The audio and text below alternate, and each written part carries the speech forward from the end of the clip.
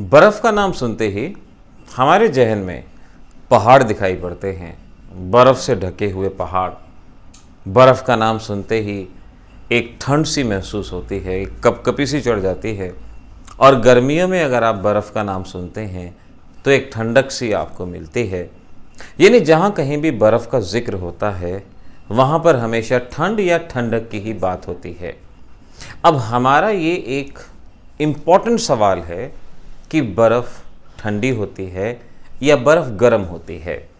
Obvious सी बात है, अगर हम हमारी नेचर में बर्फ़ को देखेंगे तो हमें हमेशा उसके आसपास ठंड महसूस हुई दिखाई पड़ती है। हमेशा ऐसा माहौल दिखता है कि जहाँ पर ठंडक ही दिखाई पड़ती है। तो क्या बर्फ़ वाकई में ठंडी होती है या बर्फ़ की सराउंडिंग ठंडी होती है? दो अलग अलग सवाल हैं। क्या बर्फ़ ठंडी है या बर्फ़ की सराउंडिंग ठंडी है? अगर हम यहाँ पर अपनी केमिस्ट्री अप्लाई करें, solving the mystery in chemistry, तो आपको मालूम पड़ेगा कि जैसा आप अक्सर सोचते हैं वैसा नहीं होता। बर्फ़ समय के साथ साथ धीरे धीरे गर्म होती चली जाती है। देखिए, एक्चुअल में थर्मोडायनेमिक्स के अकॉर्डिंग क्या होता है, हमारे पास बर्फ़ है, आइस है।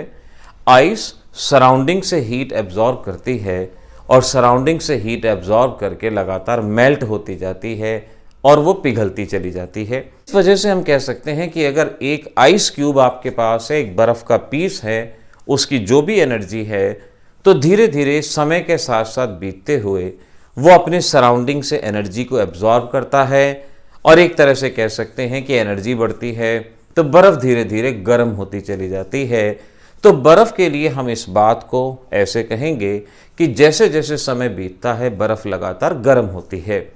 आपने ऑब्ज़र्व किया होगा, बड़े बूढ़े कहा करते थे कि बर्फ़ की तासीर गर्म होती है। यानी आप कभी देखना, जब गर्मी में आपको प्यास लगती है तो बहुत प्यास में अगर आप बहुत ठंडा पानी पीते हैं तो आपकी प्यास बुझती नहीं है, आपको और जल्दी पानी पीने का मन करता है।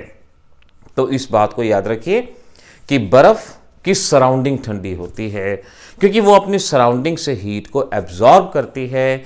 यानी थर्मोडायनेमिक्स के पॉइंट ऑफ व्यू से डेल्टा एच क्या हुआ, पॉजिटिव एंडोथर्मिक रिएक्शन, उसकी अंदर लगातार हीट बढ़ती चली जाती है। तो हम कहेंगे समय के साथ साथ बर्फ़ गर्म होती है।